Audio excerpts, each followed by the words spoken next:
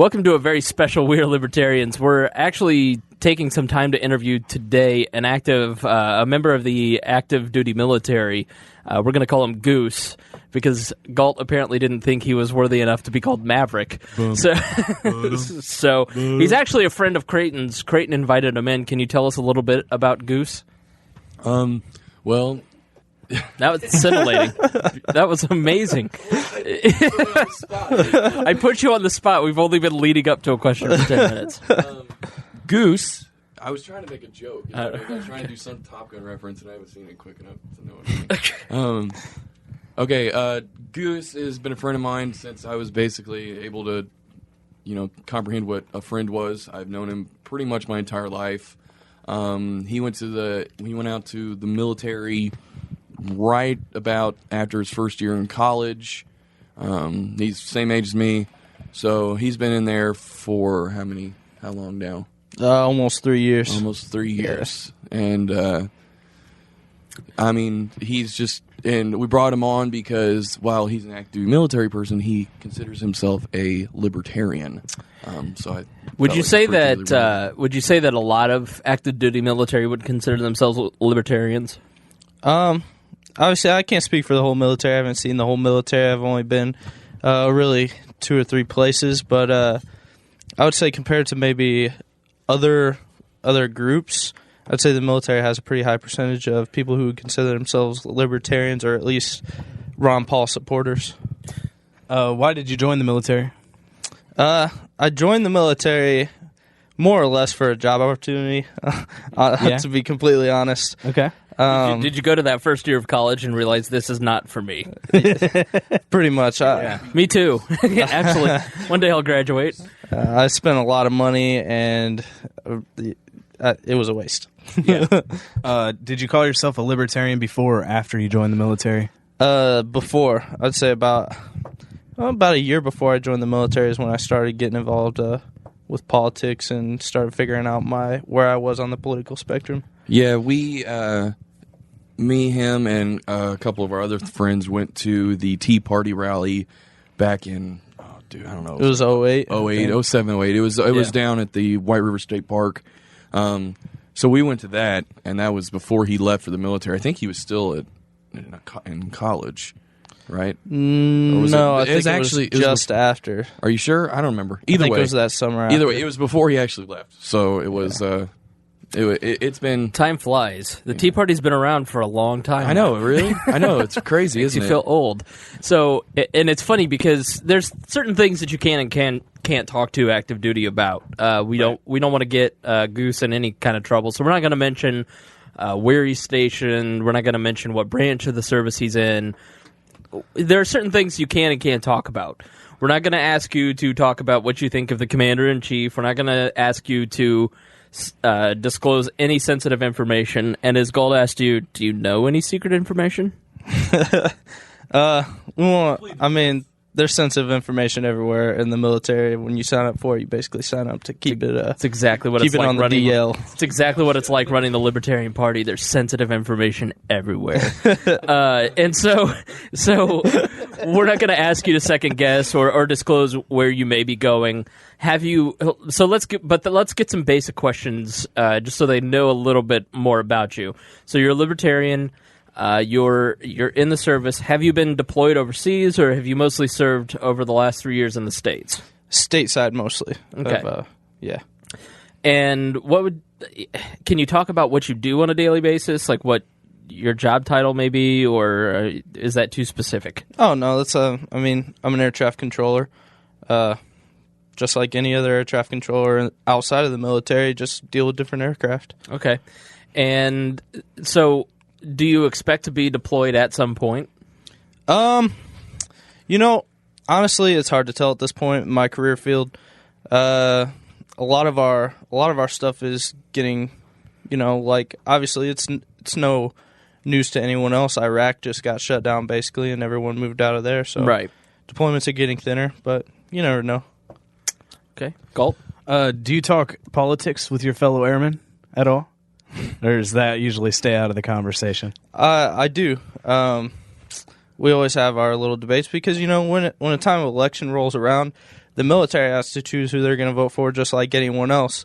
So, and it's funny because the rules kind of change for an election. Like, when an election comes around, you're allowed to start putting bumper stickers on your car and start advertising your political views. Your personal acceptable. car, not like the airplanes, right? Yeah, my personal car. Clarify there. Getting a little bit of trouble if I put a bumper sticker for Ron Paul on the on the Obama-owned government car.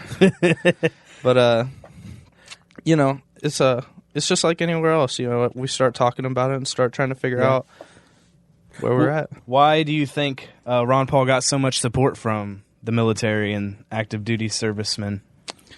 Well, I can't speak for everyone else, but I can tell you why I support him, and it's because, one of the things I signed up for is to defend the Constitution, and I think he's the only candidate out there right now that really even gives me an opportunity to do that.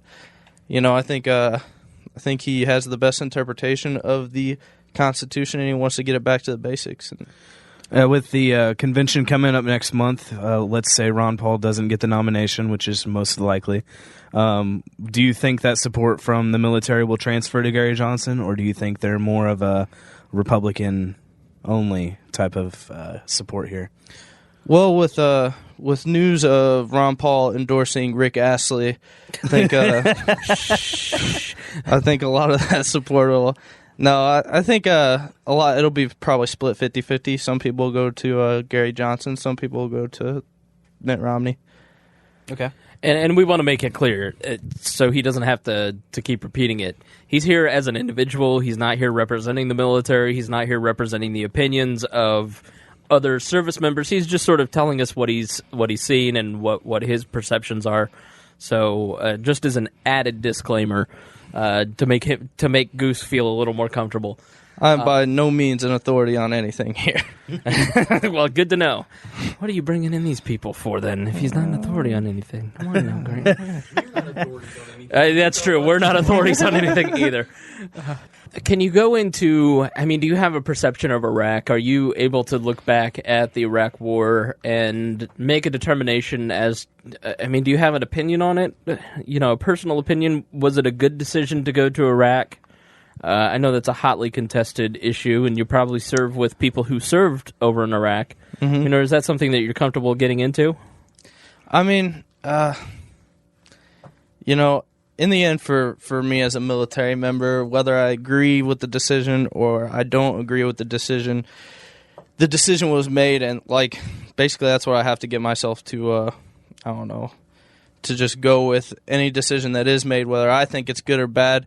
In the military, that's what it's all about. You just have to live with it, and basically the reason I think you don't have people who desert when we're called to war that they don't agree with or whatever is basically because it's a brotherhood in the military, and when you're sent to war, you go to war with everyone, and you go there not just to fight a war that you think is just or unjust, but to protect your brothers and sisters in arms. Now, let's ask sort of an ethical question, a hypothetical question. Do you see in the future the case, you took an oath to the Constitution, that's one of the reasons that you serve. Mm-hmm.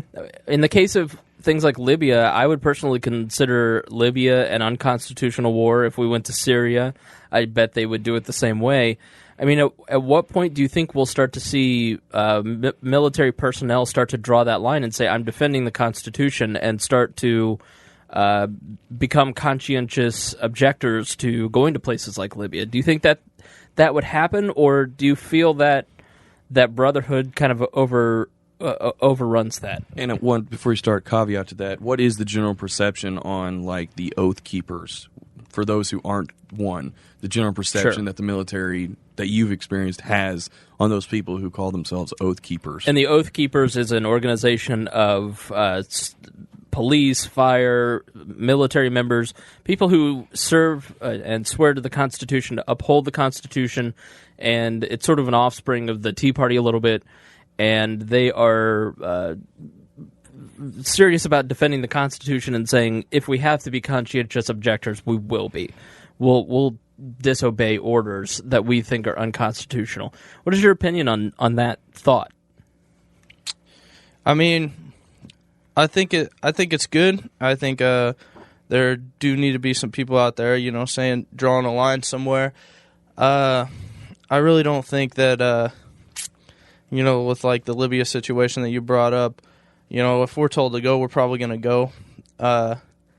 Just because that's kind of what the deal is, and there's pretty, there can be harsh things for disobeyed orders, and whether in our view it's constitutional or unconstitutional, it's not about what we see as being constitutional. It's about what our higher ups, the people giving us the orders, deem as being constitutional that counts.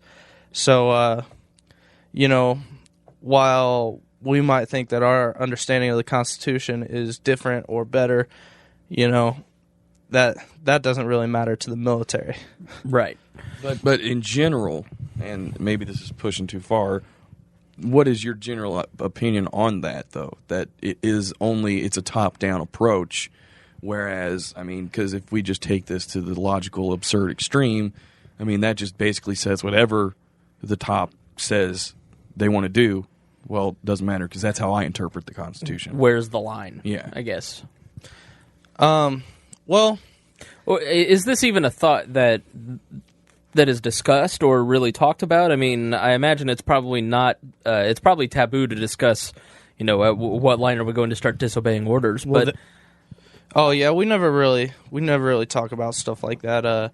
It's one of those things that you hope never has to happen. Sure. You really hope that you're never told to do something that you have to question. And as far as the top-down approach, unfortunately, it's kind of necessary with the military, because if you let everyone interpret the Constitution their own way, you could have all kinds of craziness, all kinds of crazy views, and then you have a military that could become very divided on certain issues, and it's kind of hard to go to war on that, even if it is a constitutional war and you really are going to defend your country. You could have those people that maybe just don't believe the same thing, and now you're going in there and it's kind of a volatile situation. It's the difference between, democracies are messy, and Bush always said, well, hey, it'd be nice if this were a dictatorship, it'd be easier, And so he was joking. In the military, Bush defender. In the military, I would imagine, there's probably, less, it's tougher to have, you can't have a democracy, a democratic military, I guess. You got to have that discipline. Mm-hmm. Yeah. And I'm not defending his intelligence. And it's up to the citizens of the United States to elect people who believe in the Constitution and uphold the Constitution. So our civilians and by default our commander-in-chief are the ones that make constitutional decisions, because it's unfair to put soldiers in a position of becoming conscientious objectors and putting themselves in Leavenworth for many, many, many, many, many years, maybe forever. And, it's easy, I guess, for some libertarians to get mad at a member of the military or of a police force, when really a lot of us should look at ourselves and say, well, who the heck are we electing? As opposed to getting mad at these service members, let's take a look at ourselves a little bit. Yeah, I know many libertarians recently or with the recent passing of NDAA, think that that's a suspension of habeas corpus in the Constitution. When that passed, did you guys have thoughts or conversations on that, or what do you think about NDAA if it came to a military policing of the United States, our country? Do you think that would bring up those objections or start those objections? I think it would bring up some serious questions everywhere throughout the military, through the lower rankings, all the way up through your basically your upper management positions. Mm-hmm. I think a lot of people will be forced to question that, just because that's what the Constitution was written for, to prevent something like a military state. And it's in the Bill of Rights. Uh-huh. And I guess that kind of segues into another question pretty well. One of the things that a populace would have to fear, as far as an overreaching government, is the arm that would enforce it, with that being the military. Mm-hmm. Do you feel like at this point the military is not just some sort of autonomous, mass that is going to just blindly follow some crazy, policy. I mean, NDA is a good example, but I mean, just in general, should the higher ups, maybe even the president,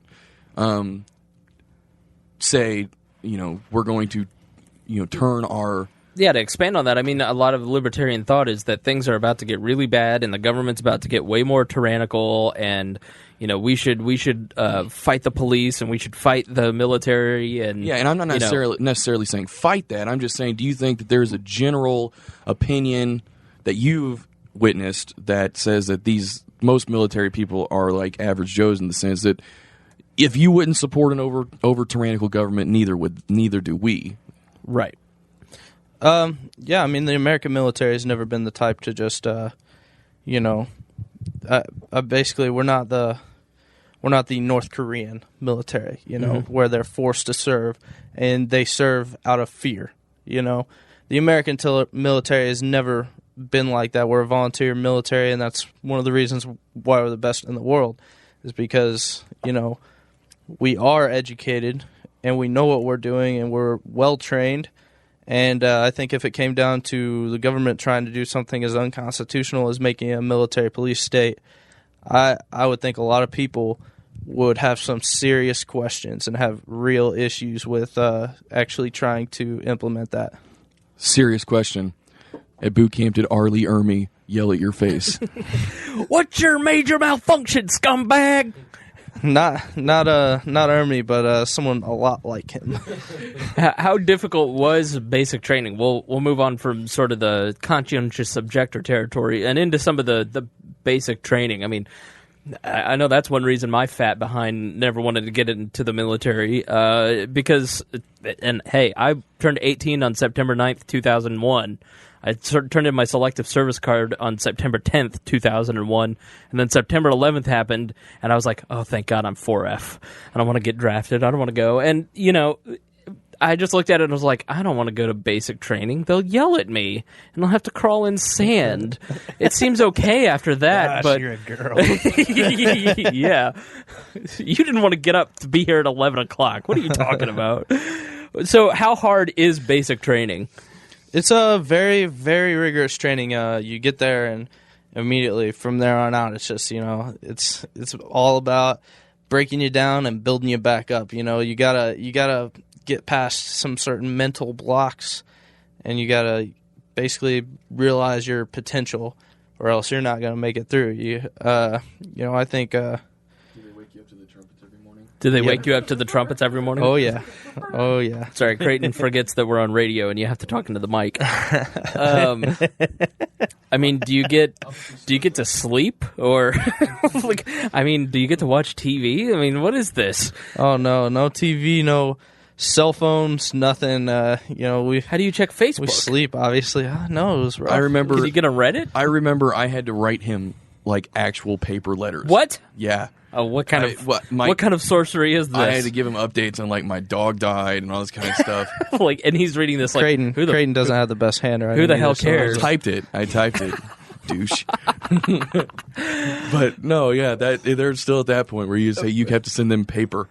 Yeah. Reflecting back on basic training, what do you feel the purpose of that kind of strenuousness is? I mean, what is the purpose of that rigorous activity?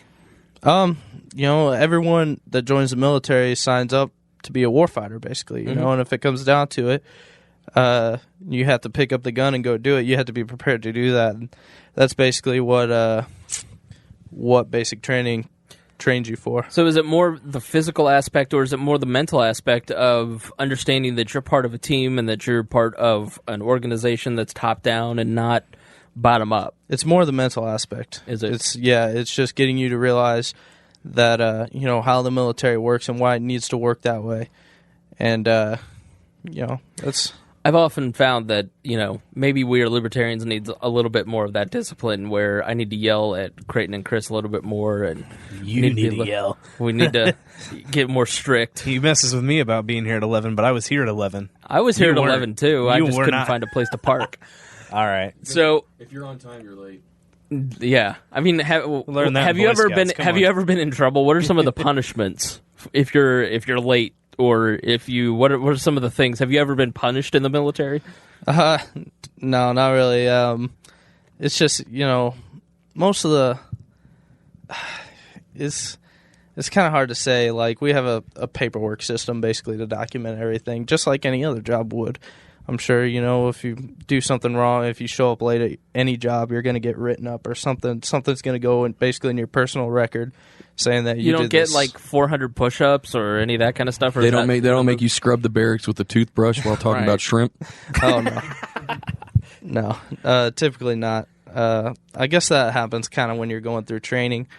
But I'm shocked to find out that the military is not like stripes.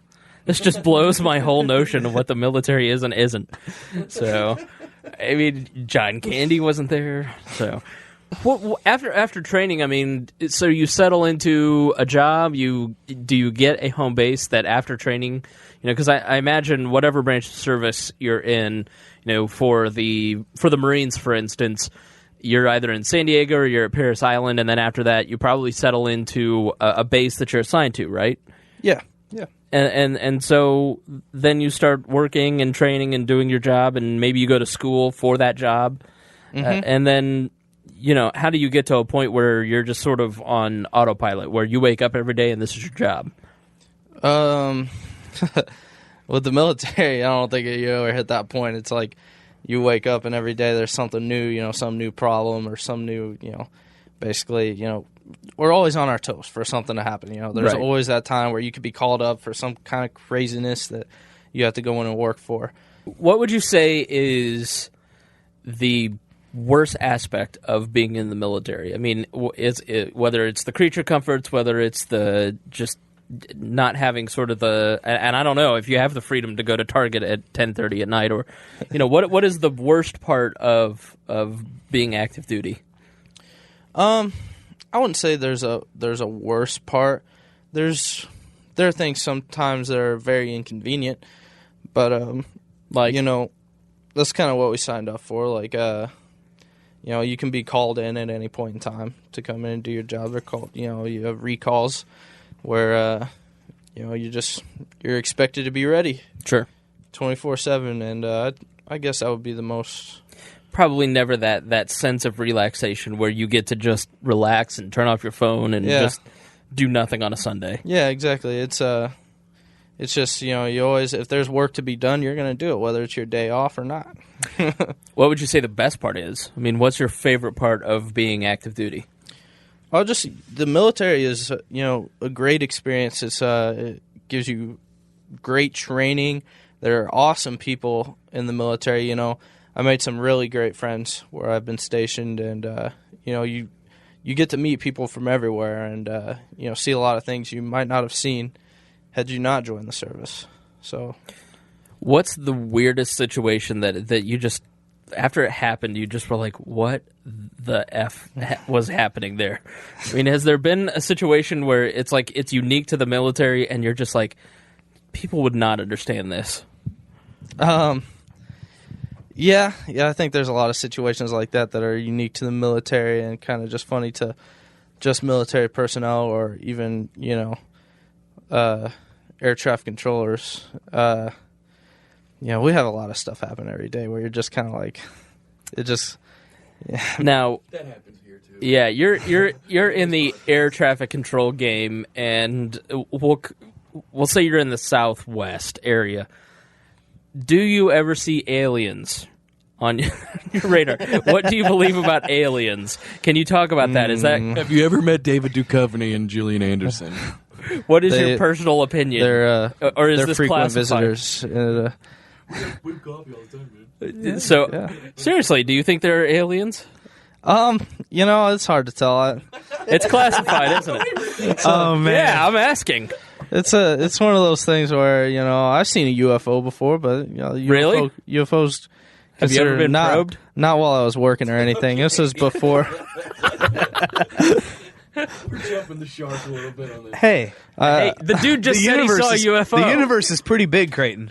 You can't prove. In the military, you're more likely to be probed by the doctor than you are an alien. You got those class 1 physicals. Let's ask about don't ask, don't tell. Moving into a natural segue. What was your What? Oh no! Come on, Oh man! that was just awful. Yeah, that took you guys long enough. What was your reaction to don't ask, don't tell? To me, it doesn't matter. Like, it just went, whatever. I don't really care about that. I think there's some obvious issues that need to be brought up, though. I think when they repealed Don't Ask, Don't Tell, I don't think it took care of all the issues. I think there's still some comfort issues that they're going to need to take care of as far as living conditions and, showering and stuff like that. I think some people might be generally, just uncomfortable with certain situations that you may put them in. So I think there's some things that need to be addressed, but overall, repealing Don't Ask, Don't Tell, I don't think it was a huge mistake or anything. But I mean, here's the thing: if you try to segregate that out, I can understand the comfort thing, but once you segregate that out, don't you segregate that person out? And the military is a lot of it is about camaraderie. I'm not saying like have a community shower and then set up a separate shower time for the individual.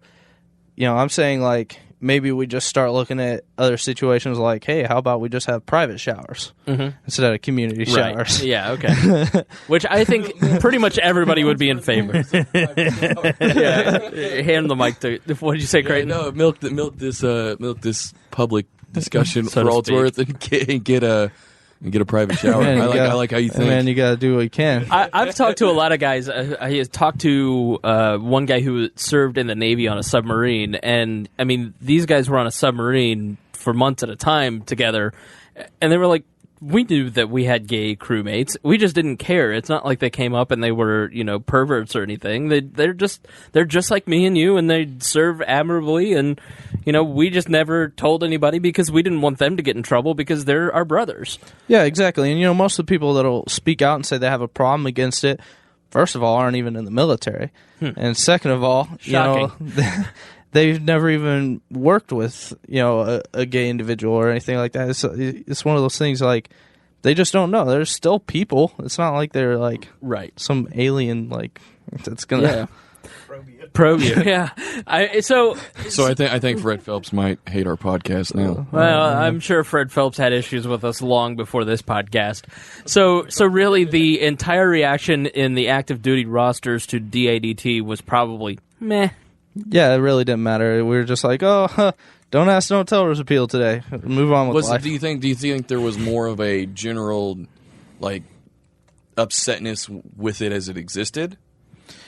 It really was like so little impact to us. It's probably one of those things. It's one of those things. I'm sure it mattered to the people that were in the military and were homosexual, but like generally, it was very little impact. What are some of the other things that are greatly politicized in the political arena, but for the active duty military member, you just don't really care. It doesn't affect you.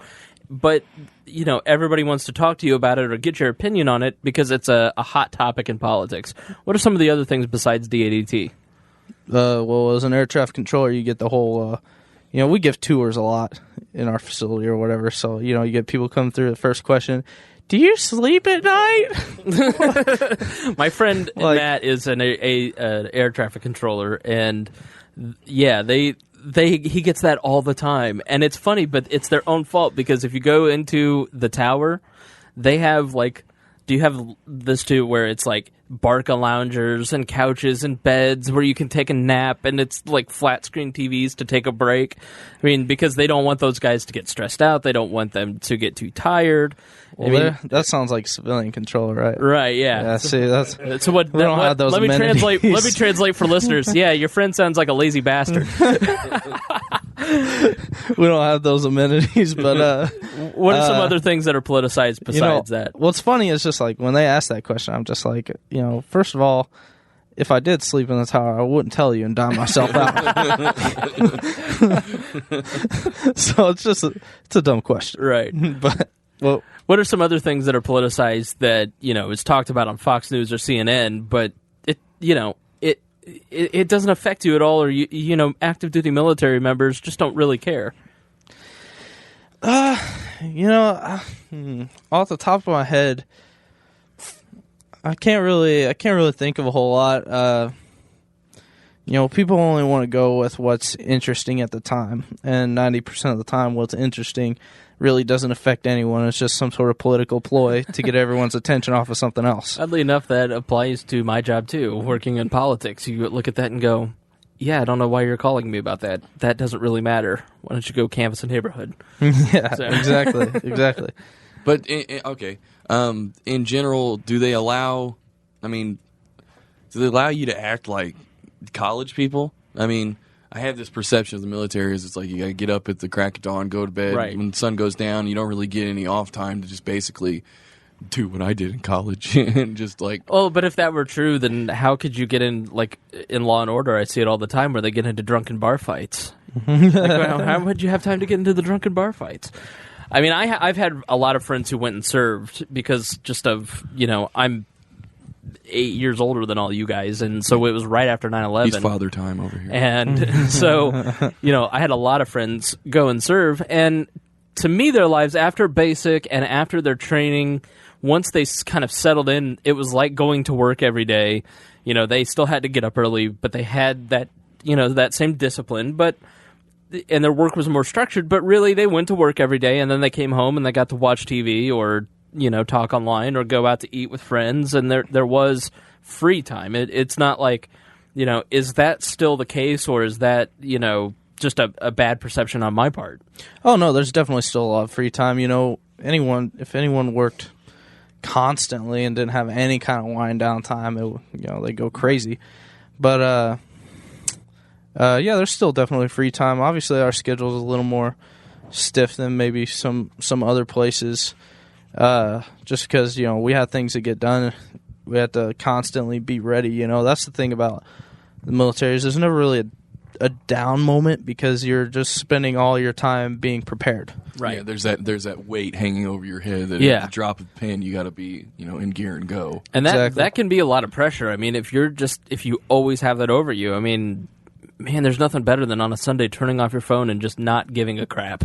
If you don't get that every once in a while, then Okay, so one thing that I've always thought was interesting is like you've seen the Hurt Locker, correct? Yeah. Okay, Yeah. so one of the topics that they brought up in that was how at the end he kind of became conditioned towards, he couldn't really exist as he wanted to in normal life, and he just was always going back and back and back. Do you see that often? Do you feel like that happens to you at all? And two, do you think people where that's the kind of thing where it's like they can't really? It's like the military has turned them into somebody who just wants to be in the military all the time. They can't really, act in normal civilian life.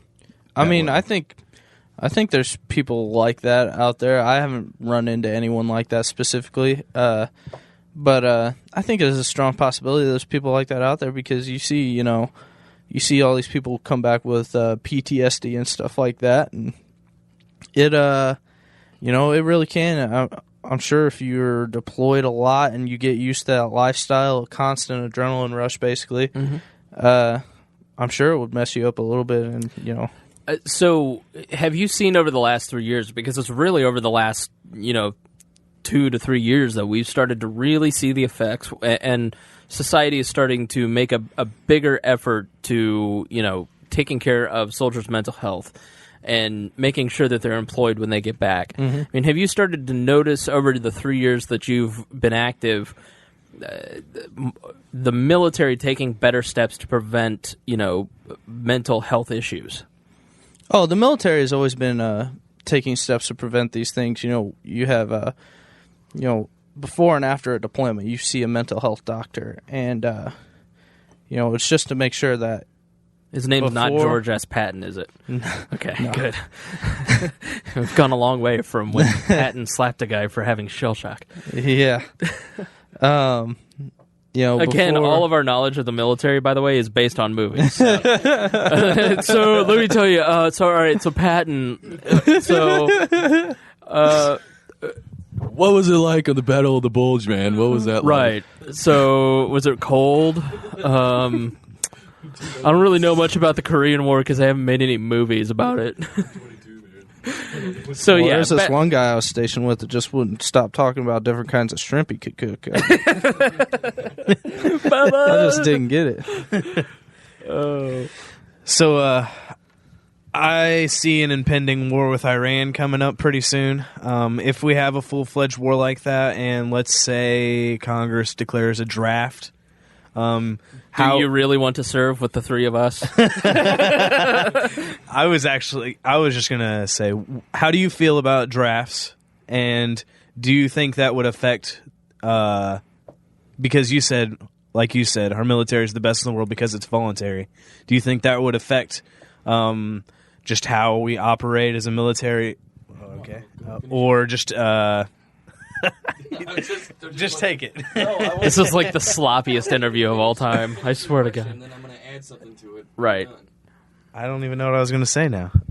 He was asking about Iran and drafts, and I was going to ask, do you think that Iran will cause a draft rather than just assume that there will be one because of Iran? Right. That they might stretch the reserves, add more tours, add more deployments. Because we deployed Iraq, Afghanistan, Libya, all this kind of stuff, and we don't have a draft yet. So Iran's a lot bigger. Well, Iran's bigger than Afghanistan and Iraq combined. Sure. I can't really comment on what we'll basically do. what Right. the higher ups are going to decide to do if something like that were to happen.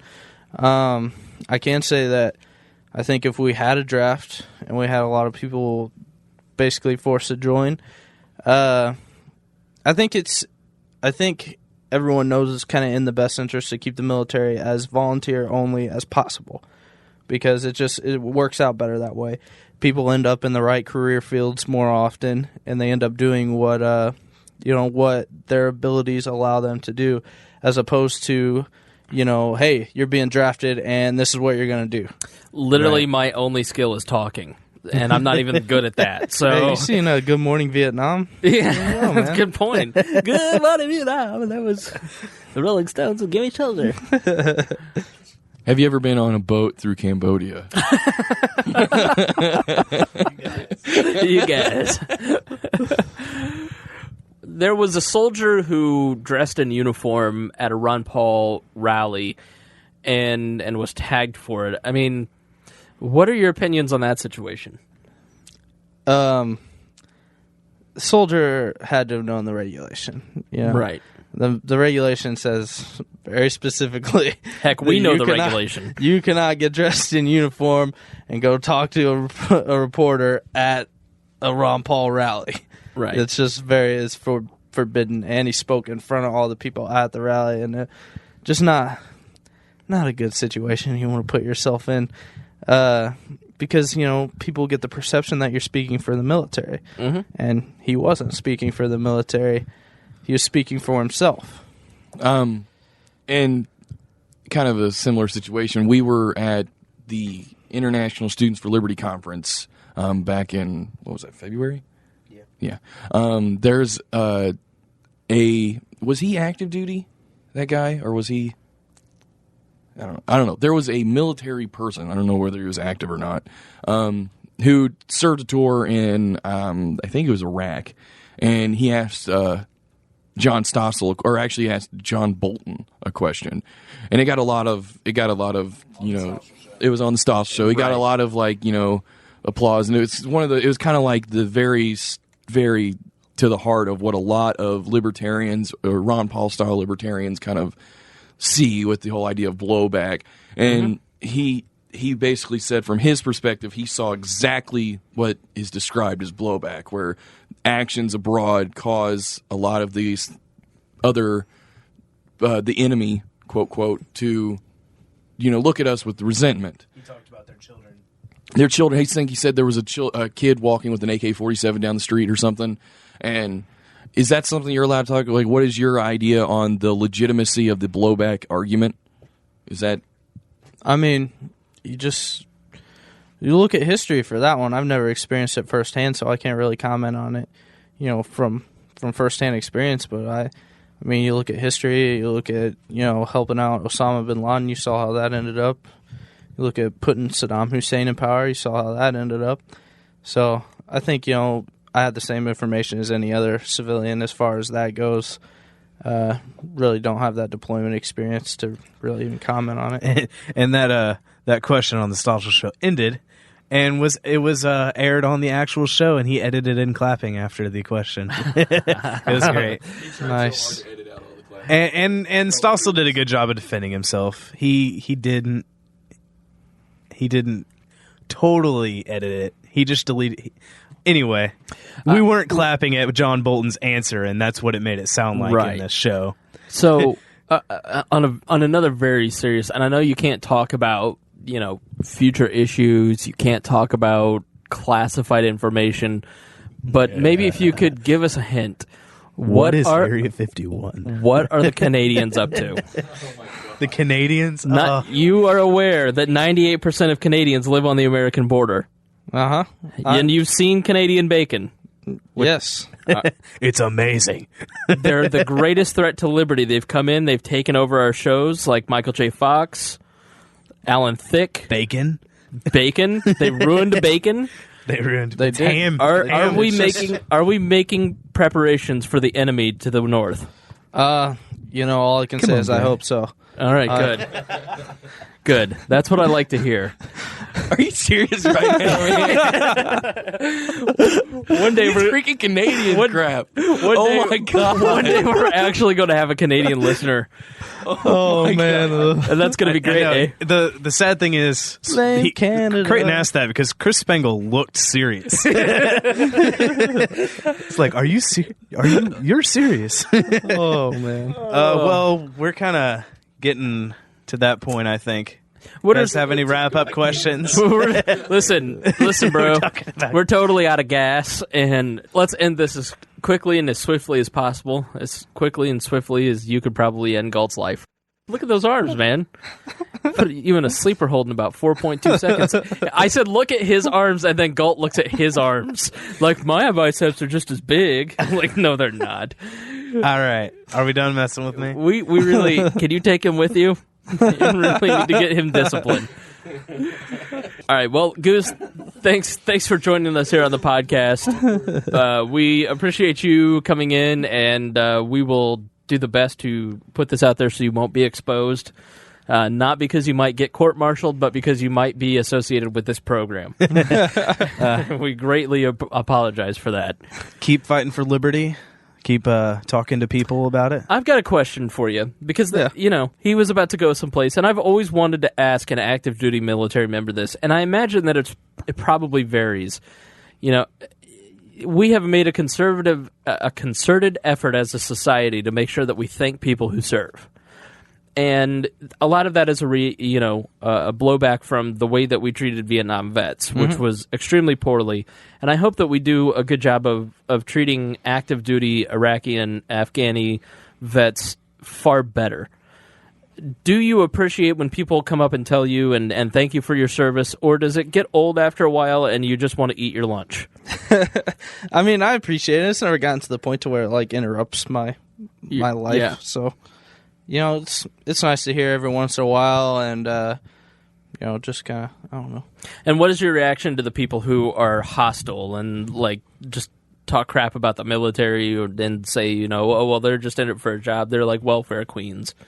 I mean, do you kind of take that stuff personally, or do you look at that and go, whatever? They don't really know what they're talking about, right? I mean, flags of our fathers. Again, movies. There we go. But either way, the one of the topics that they were that I think it was Clint Eastwood actually that directed that was trying to talk about was how the ones that come back and got remembered, the ones that they specifically raised the flag at Iwo Jima, but the ones that got remembered are the ones that lived, and they hated that because they thought the real heroes were the ones that died.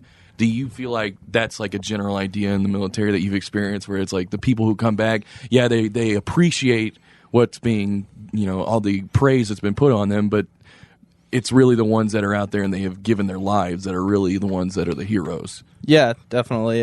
You look at these Medal of Honor recipients and stuff like that, and most of the time you see a Medal of Honor recipient, you're going to see in the action that he performed to get that medal. A lot of people around him died, probably good friends. So, there's always that feeling to where, you're happy that you're getting the recognition, you're happy that people appreciate you, but at the same time, there's that, Yeah, you lost something. Yeah. Right. Well, to lighten it up a little bit, have you gotten a Rupert for Governor shirt yet? I haven't. I have not. Well, we'll make sure you wear it on base. They'll be like, "What? Who the hell Rupert?" I saw that episode. I'll tell you, we What's this drove short-haired hippie doing here? we drove the RV through the Southwest to Las Vegas for the national convention, and at every stop we made to get gas, he was recognized, and people were all about Rupert. They love him. So I mean, it's pretty amazing. My aunt just called, and she's from North Carolina, and she's like, I've been following the Rupert for Governor campaign. I wish I still lived in Indiana so I could vote for him. He's amazing. So please wear it. Maybe we could get some Hoosier absentee votes. Well, all right, man. Well, thanks for joining us, Goose, and you be safe, and thank you for serving. And this week's episode was brought to you by something cool. Pez. Hey, you guys. All right. Thanks for listening.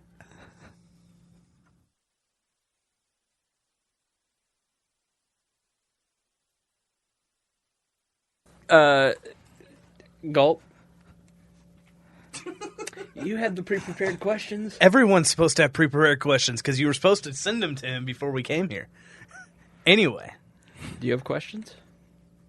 I was waiting for you. I just want to make sure that there's... Oh, I'll get all my questions in. All right, are we ready?